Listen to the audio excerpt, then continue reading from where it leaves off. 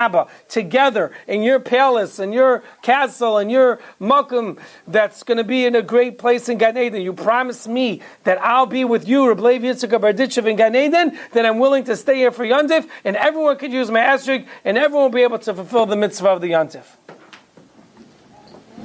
Rabbi Yitzchak closed his eyes. This man is asking a lot. He wants to stay with me in Olam Haba because he helped a shtat be mekayim a mitzvah.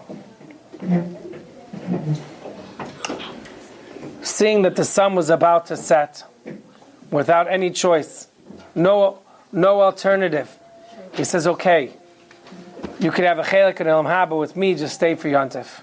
The man said, "Givaldik. Okay, that's a good reason to stay. I'm sure my family will understand why I wasn't home for Yontif. I couldn't miss such a once-in-a-lifetime opportunity."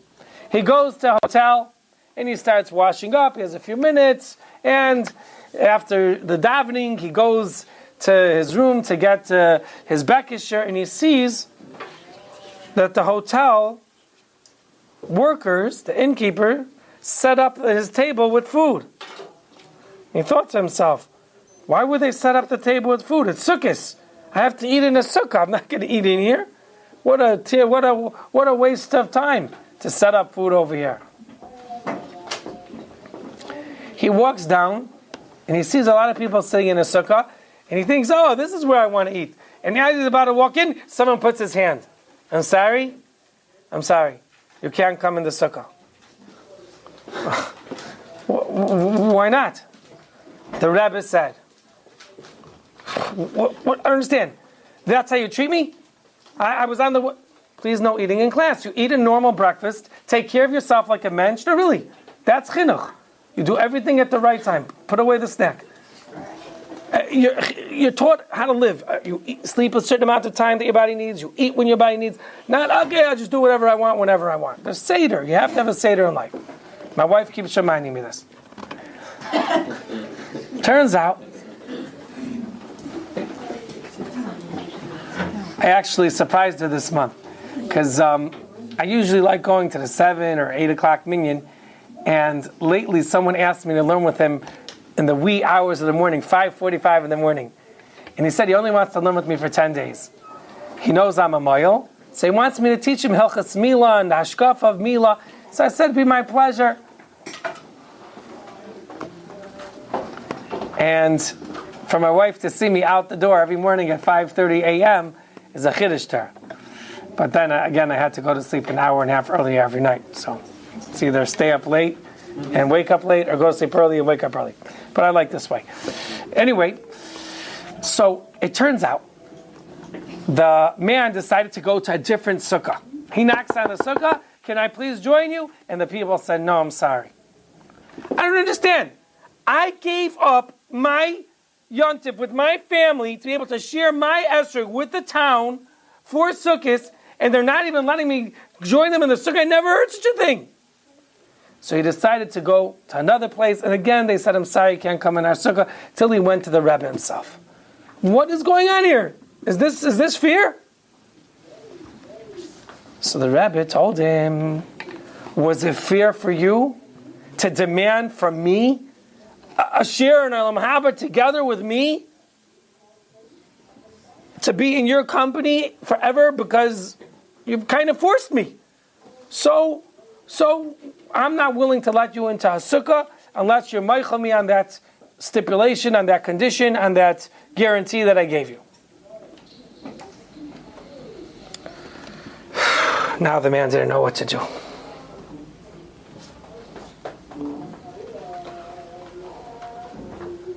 I want to be mekayim the mitzvah of sukkah, but a promise is a promise, a deal is a deal. But he knew that, hey, I have a mitzvah sukkah. I have to eat in the sukkah, I have to sleep in the sukkah. You could tell if someone's a real tzaddik when it comes to sukkahs. Do they really sleep in the sukkah all 8 days? Or maybe only 4 days, or maybe only 1 day, or maybe no day. But when the mitzvah is tough, and people do it anyway, that's a sign they're a tzaddik. If it's easy, that's not a proof. Sometimes people today are cold and they sleep in the sukkah, so they don't. But A real tzaddik doesn't look for excuses. He looks for ways how I could be mekayim a mitzvah. Maybe I'll wear an extra sweater, an extra blanket, or I'll buy a heater. Anyway, so the man was thinking what he should do. I don't want to lose this opportunity to be together with a tzaddik in Olam Haba. I believe Yitzchak Berditchev no less. But I don't want to miss this mitzvah of sukkah. Okay, all right. I'm Michael, and just let me in the sukkah. And they let him into the sukkah, and Yitzchak snapped his fingers, and they brought him a suda shloimei b'shaitai, delicious fish and delicious meat and soups and kugels and Yitzchak said, let's sing, and they sang, and it was freilich, it was levdig, it was geschmack. Bah, the nicest suda he ever had in his life. Towards the end of Sukkot, it seems, Rabbi Yitzchak told him that you will have a chelik in Olam Haba with me. You're keeping your word. He says, you know what it is? I didn't want you to think you could just get a chelik in Olam Haba by luck. That, I lent them my esrog. I wanted you to do something, an act that was mesiras nefesh on your part. Ooh, you were willing to give up Olam Haba to do a mitzvah. Now you're talking. Now you're going to talk about a beautiful Olam Haba. And Kinera, they're together in Olam Haba. So let's learn from this story to try to help others do mitzvahs and try to be happy when a mitzvah comes our way, and don't be like a robot. Some people, they put on tzitzis. Do they really think about it?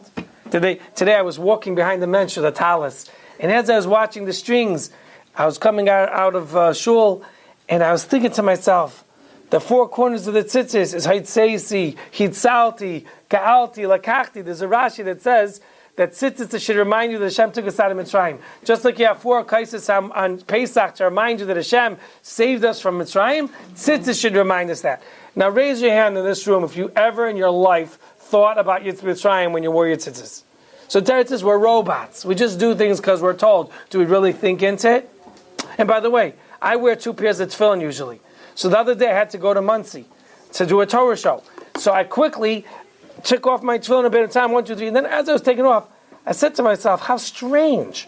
I wore 2 pairs of tefillin this morning, and I didn't even think about Mitzrayim for 1 second. When you're supposed to think of Mitzrayim when you're wearing it. You're supposed to think this is to remind us of Mitzrayim. Even by Kriya Shema, you're supposed to think about Mitzrayim. We lay in Shema like robots. How many people really think about Mitzrayim? And the real message of Mitzrayim is not just that Hashem saved our bodies. He saved us from being tummy people. That's what we're celebrating. Hashem could have left us in Mitzrayim. We would have became shkotzim, menuvolim, people who do whatever their Yetzer Hara says. And that's what we have to think about. Baruch Hashem, I'm not a Mitzri, I'm a Yehudi. And that has to be what you're thinking. That you can't wait to do a mitzvah.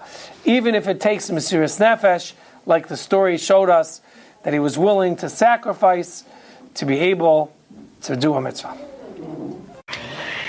The next story is about the Shpolya Zaidi. The Shpolya Zaidi was a great tzaddik, and there are many stories about him. But today's story is about the tzaddik that ended up in jail. Now usually tzaddikim don't go to jail. Jail is a place for criminals, for people who break the law. But today's story was about the Shpolya Zaidi.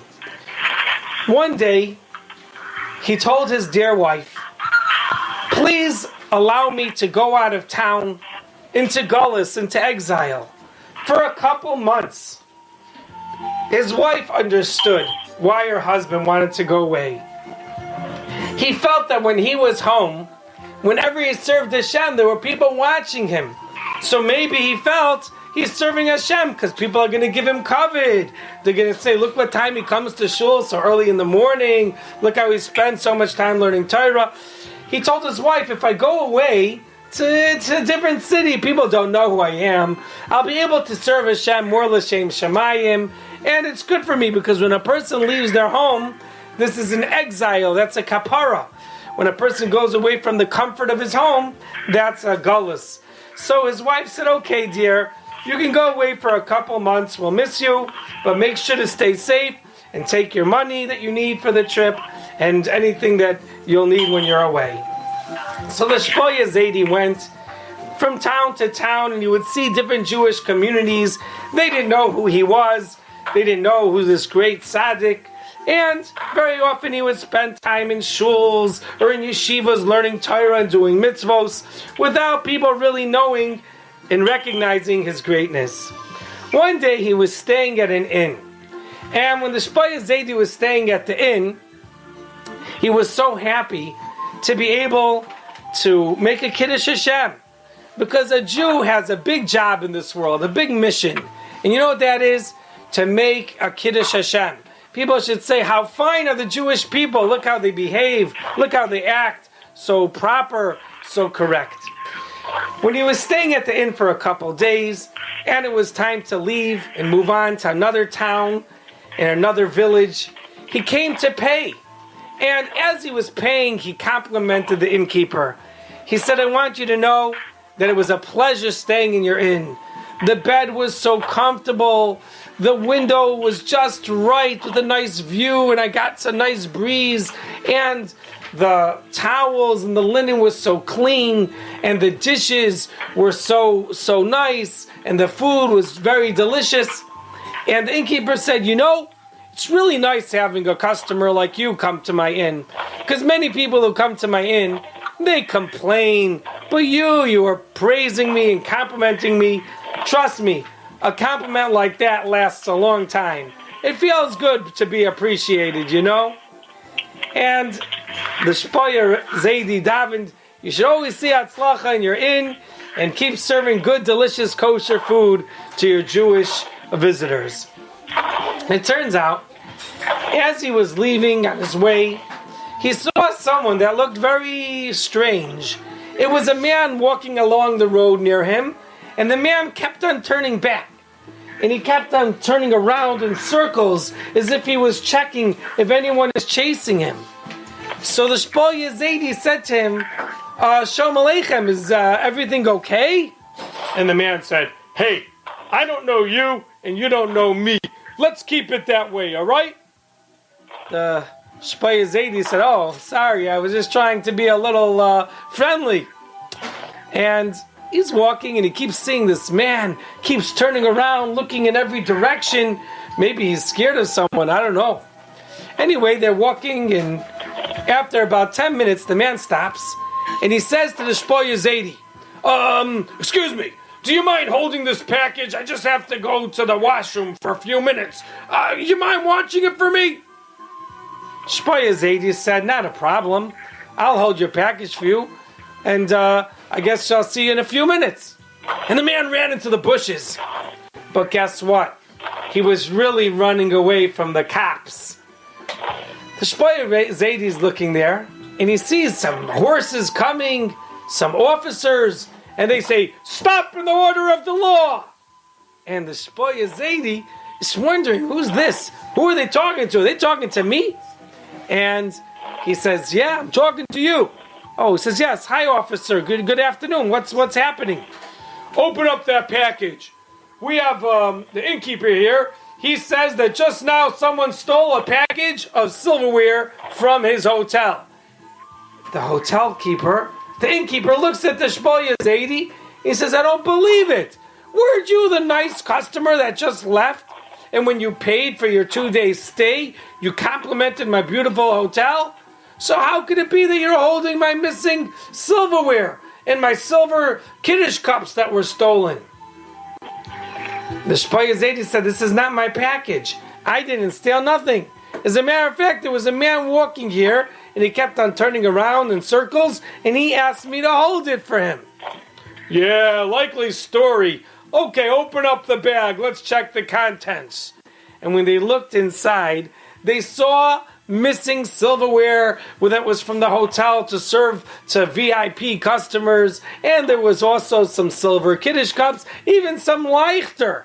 We know the candelabra that Yidden light on Shabbos are usually made from beautiful silver. They're very expensive. The innkeeper said, Rabbi, mister, why could you do that to me? I was just telling my wife how nice it was to have such a customer, and now you backstabbed me and stole my silverware? How am I going to serve my guests now? The Shpaya Zaidi again repeated, I didn't steal. Trust me. Someone else took it. He asked me to hold it for him. The police said, okay, likely